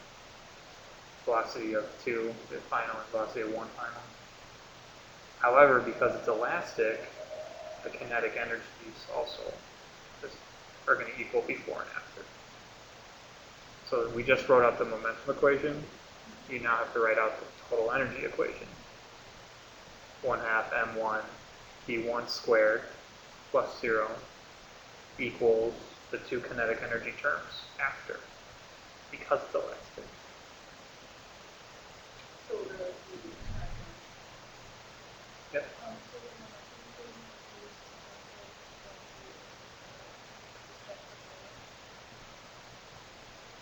For part A, you would need to use, so there's like 3 parts. Part 1 is just on the table. You need to use momentum to find out the final velocity. I think that's what you said. But then you have to use part 2 and part 3. You have to use total energies to calculate the final velocity just before it strikes. So that one requires both, but in 2 different frames. One's on the table, one's in flight. Part B, you're using both the potential, momentum, and energies at the same time. You have 2 equations with 2 knowns. You visualize that? So m1 v1 plus 0 equals m1 v, this is all final, plus m2 v2. Now we have unknowns. We don't know these 2 velocities. So you can, but because it's elastic, the total energy is conserved. There's no loss of energy. So we can also write 1 half m1 v1 squared plus 0 because it's stationary. 1 half m1 v1 final squared plus 1 half m2 v2 final squared. And therefore, you have a system of 2 equations. A little messy, had it all for that case, that's what's happening. For part B. And then you solve for B1. Try to solve for your other unknown, which is B2. Try to solve for B2 in terms of B1. Plug it in and solve. I think the other thing is that it's also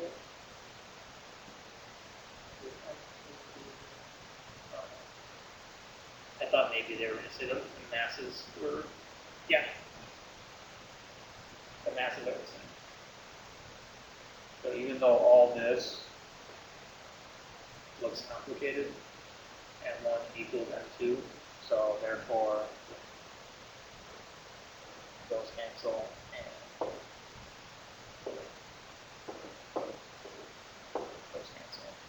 So now you're just left with velocities.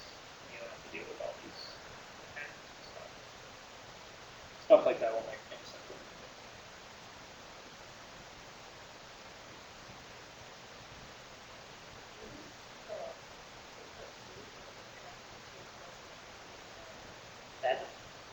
That's referring to part B, because remember we found the velocity of m1. However, if we know the velocity of m1,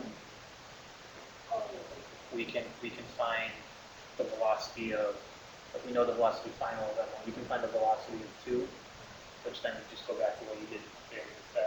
That's the total energy, potential and kinetic that it leaves off with. And the final velocity that it did before.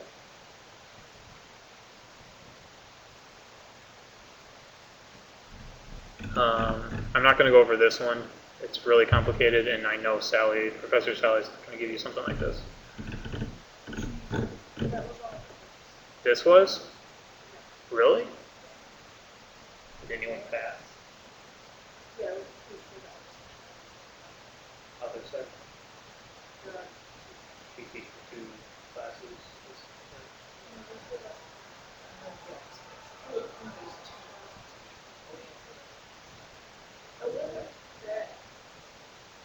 I can go over this, but I didn't think she would give someone.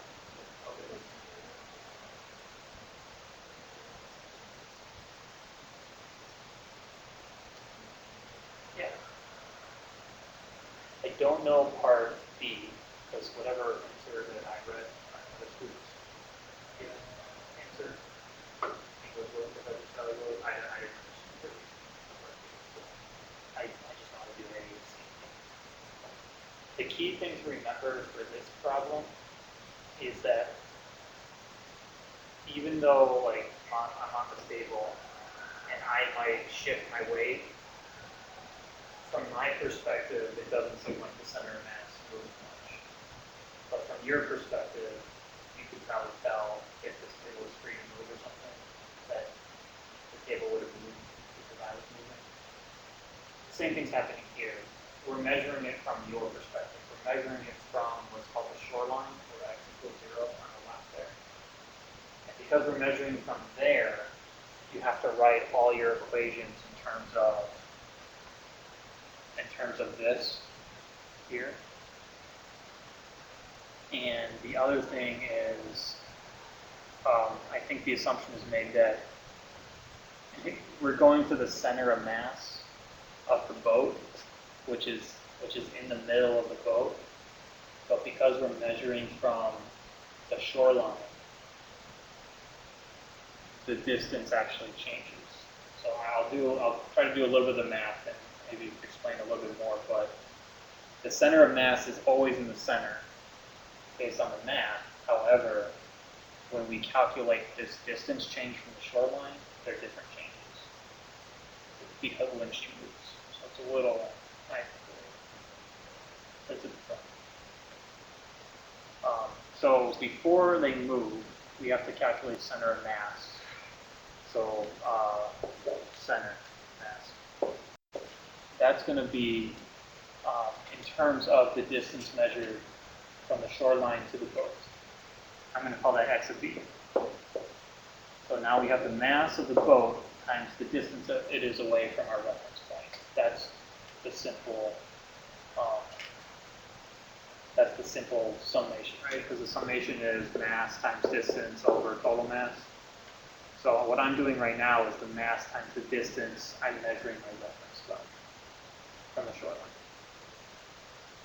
which is shown to be x. They call it x here. So I'll stick with that then.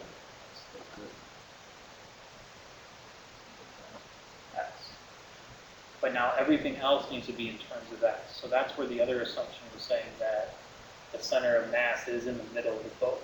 So if the mass is in the center of the middle of the boat, in the center of the boat, that means my 2.5 distance from end to end of the boat is split directly in two, and so the distance from the shoreline to Juliet would be x minus 1.25. So I go a distance x, and then I have to subtract 1.5, and that would be the distance from the shoreline to her. That makes sense. So I'm measuring from the shoreline. Again, I'm measuring directly to the center of the boat, which is another assumption that had to be made. So the same thing can be done for Romeo, except now we have to add 1.25. Mass of Romeo, and then we have to divide all this by mass total. And this is before case.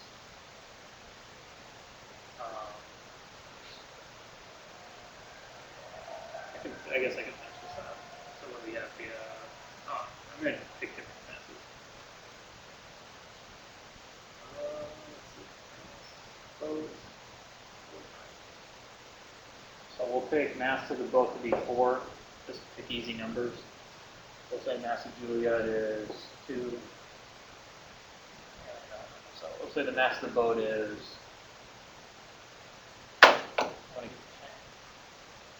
4.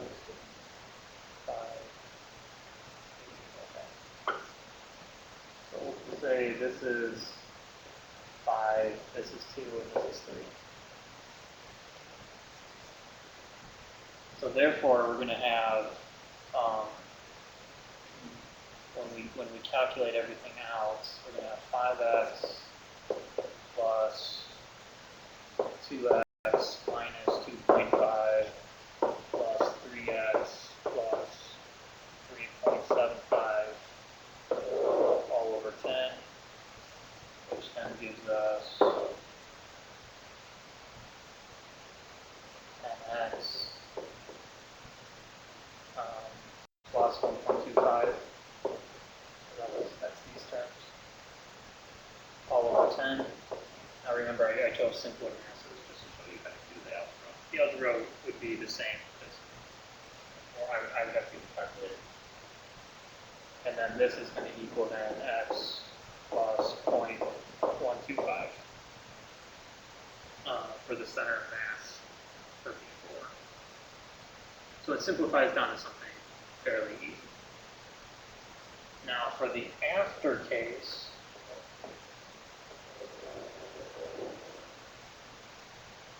we do the same exact thing, except now both people are technically on one half of the boat now. So we still do 5x, because that's, we still do 5x, but now we're measuring, the boat has shifted, I think is what is verbally trying to be communicated. So since the boat has been shifted, I can't use x anymore, I need to use another variable, so I'm calling it x prime. This was always confusing when I first read it. So the old distance from reference to center of mass was x, and now our new distance from reference to center of mass of boat is x prime. Now I need to put this equation in terms of x prime, which means I now have plus, now they're both to the far right, which means it's going to be x prime plus 1.25, and this is going to be times 2, because that's Juliet's mass, and then plus 3 x prime plus 1.25, because that's Romeo's, and then you divide this all by 10. What do we get here? Still 10 x prime. So now we get plus 2.5. So now we get plus 6.25 for 10. Goes x prime plus 0.625. So now what happens is the before part was part, okay, this is all part C, I believe. They want you to find the center of mass before they moved and after they moved. So this is all part C. And all part D is asking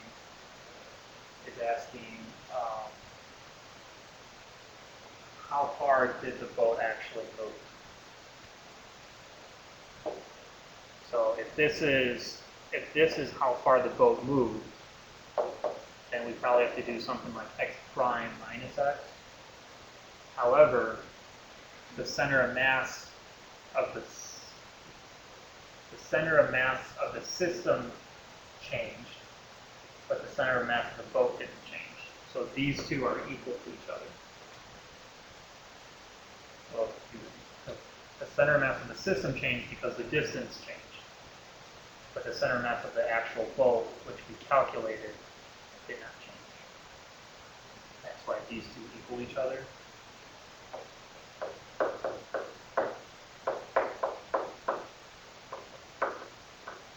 Since we want something like x prime minus x, the distance it moved, we can easily find that, thankfully. And so we have, in this case, x prime minus x equals negative 0.5.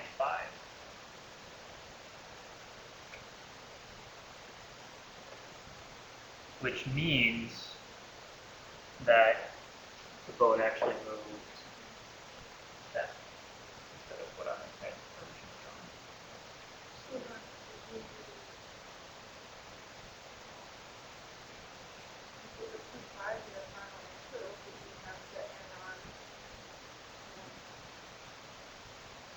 on. I think they wanted just the change in the boat movement, which is this change right here. So I'm gonna take a look right now. Okay, so part C.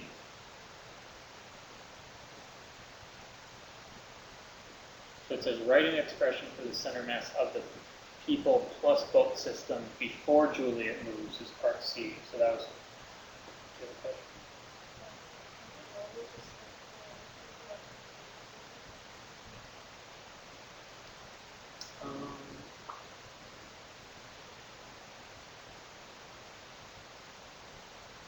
I'm not sure because it's a play on words. We're finding you should be able to because we're looking for the center mass of the boats. So it should always be the same no matter how you measure it. However, when we measured it, of course, we were using two different distances, which I had a little bit of a hard time.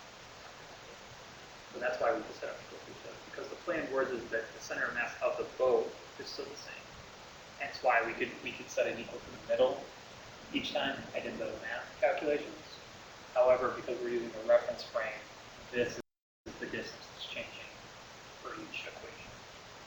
So that's why I want to emphasize that yes, you could set them equal to each other before and after. But in this case, it's because we're measuring that total system, that total center mass.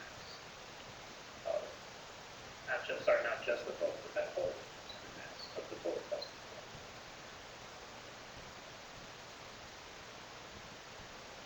And so yeah, so this was part C, and then unfortunately you had to do the same thing for part D, and solve and equate them, and solve for the change of distance.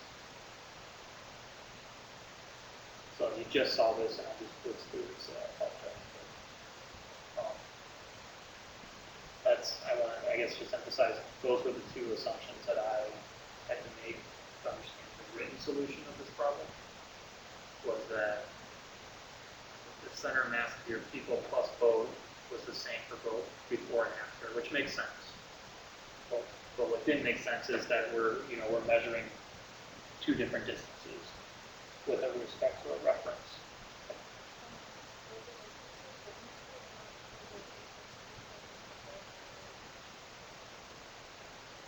Yep.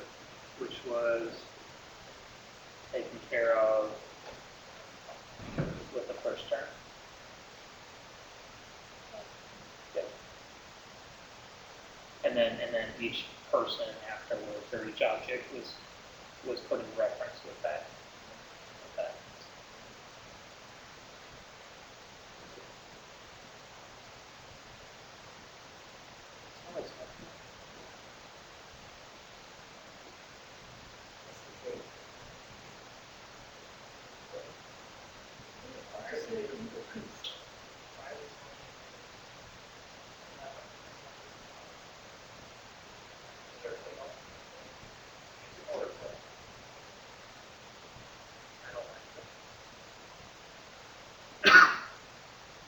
Any other questions? Or sorry, did you want to see more of that? Is it an impromptu show? Is it like a comedy show? Comedy play?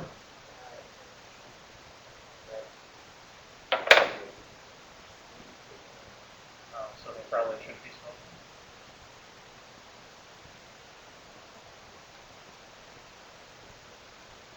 Take a look up at it.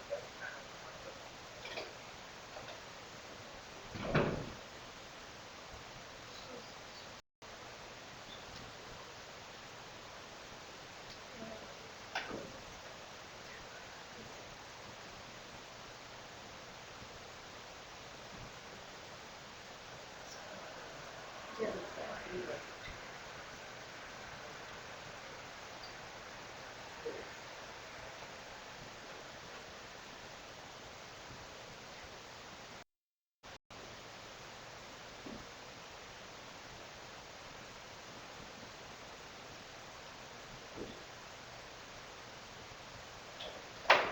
compression.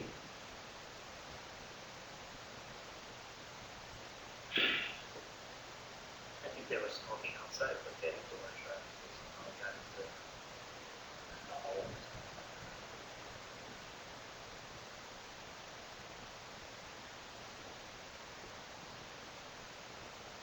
So part A was the flow mechanical energy of the system before the block is released.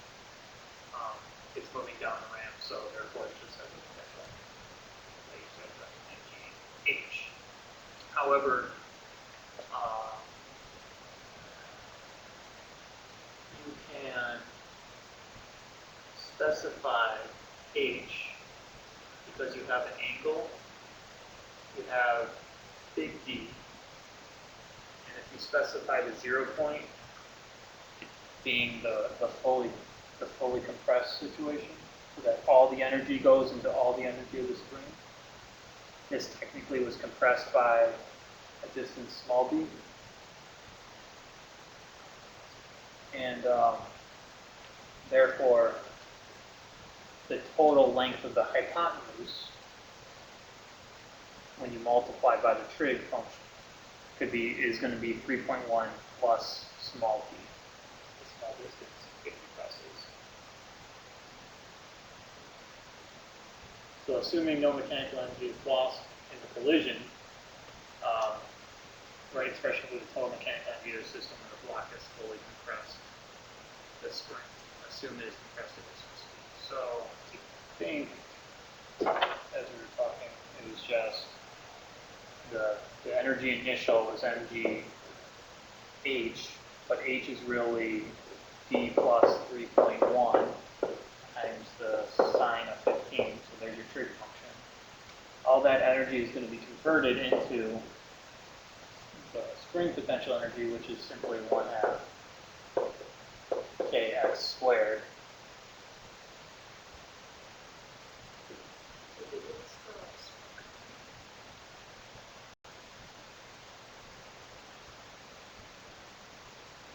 No, they want to find that.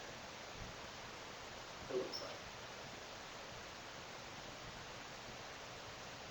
So part B is just simply it's that. It's not everything else. Part C, or whatever the next part is when it wants you to find for D, is now x equals D, because that's the spring compression. And now we just got to solve for stuff. So we have mg d sine of 15 1/2 k d squared minus that equals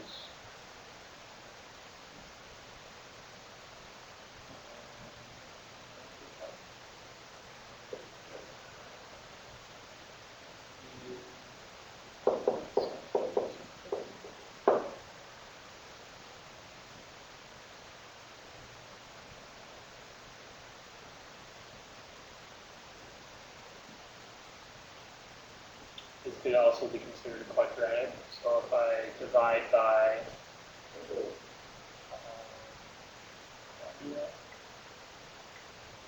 if I divide by these two, you get 1 over 2 mg sine of 15 kd outside.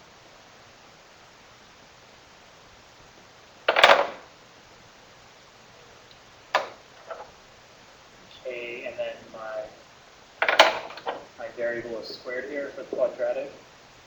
That's the thing to solve it, and then there's minus, because I divided by these two terms, I just have a minus d here, and then if I move this term over, I have a minus 3.1 equals 0, so then this becomes a d, and then c, and that's another way to think about solving for d.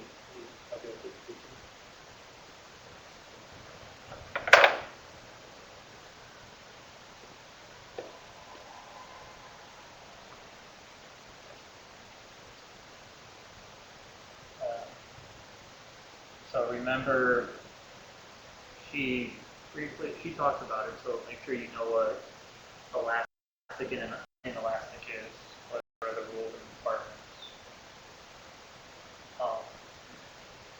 Elastic is just momentum, and in kinetics, sorry, elastic is momentum, and all energy is conserved, and then inelastic is going to be just your momentum. And to explain, you can maybe use the word deformation too, if this type of question came up. Because inelastic is really when stuff forms against each other, and that deformation is what makes energy lost. And then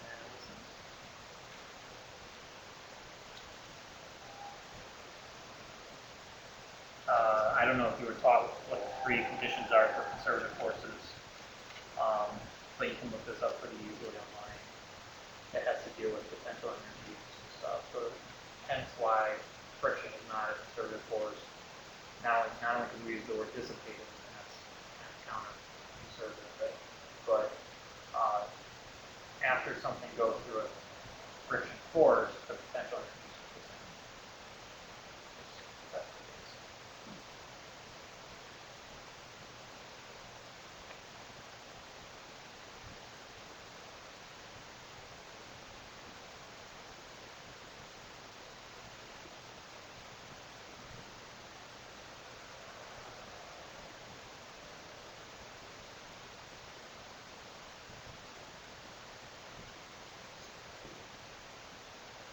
For A? Yes. Because you always want your mass final to be less than.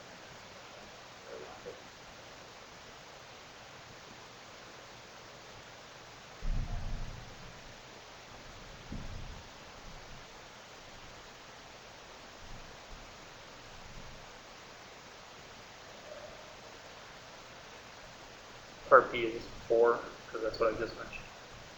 Is that there's no potential energy functions that can work out to make friction force, because it's not conservative.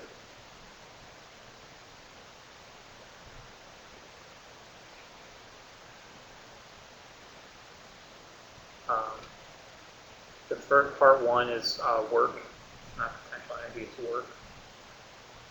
Friction times a distance, friction dotted into a distance is work, not potential. That's why it comes from.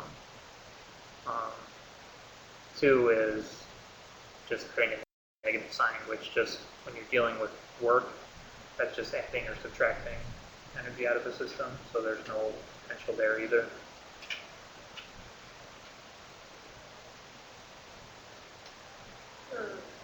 Mm-hmm. Yes.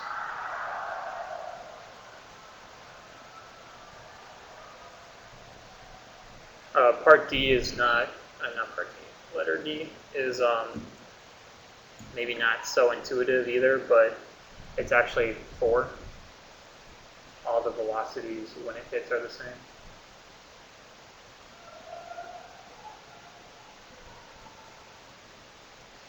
I really hope they're not drunk.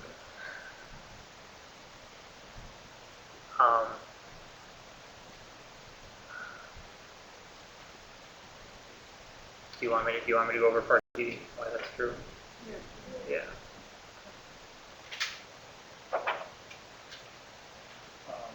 Did I get all your? Are you here for the fifth review or for the next one? I'm done after I do this problem. Is there another session after that? Okay. Yeah. You guys want tomorrow? What is your question? Sorry, what is it anyway?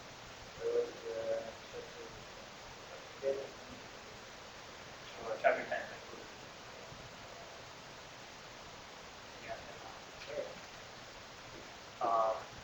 And I get all your A numbers. I want you to be able to respond.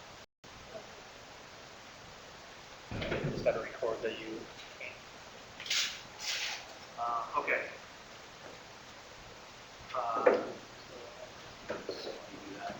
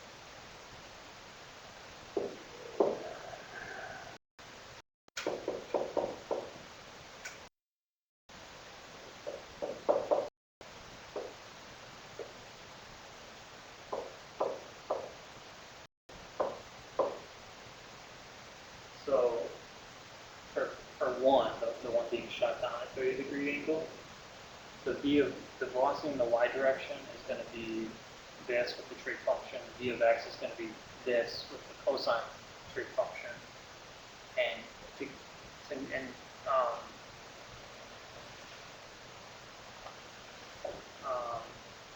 I got accelerations.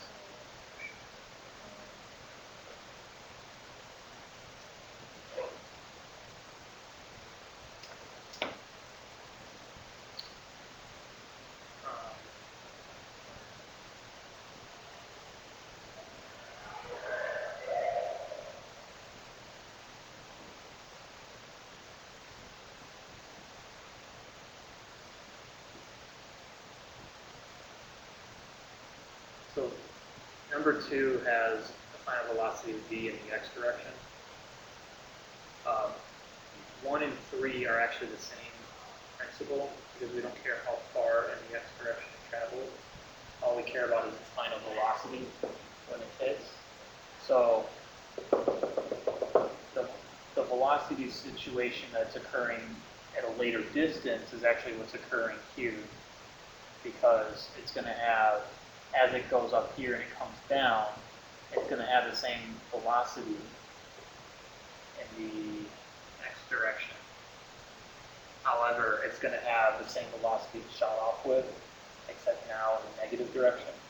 So it came back down to the same height. So therefore, 1 and 3 are the same scenario, but I don't think I can mathematically get it right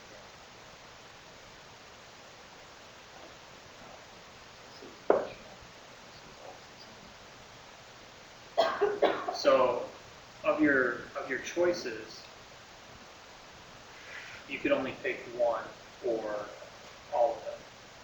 And so my reasoning is, well, if these two are exactly the same, when the velocity hits and when you include acceleration, if you did all the math, then what happens is 1 and 3 are the same velocity when it hits, which doesn't make sense based on your answer choices. So therefore, as a very wavy aerodynamic scenario, that means 1 has to be included.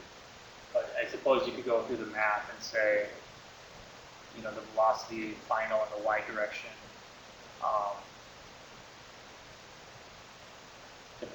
depending on the height it had to fall, would have some acceleration associated with it. So you have v final squared minus v initial squared equals 2ab, or that was g, I guess, and you would know this. So you could solve for the final velocity with the addition of this.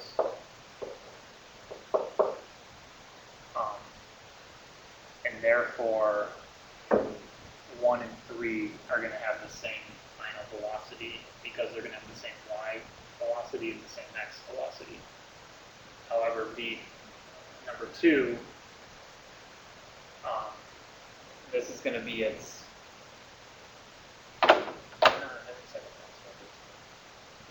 This is how I go about this problem.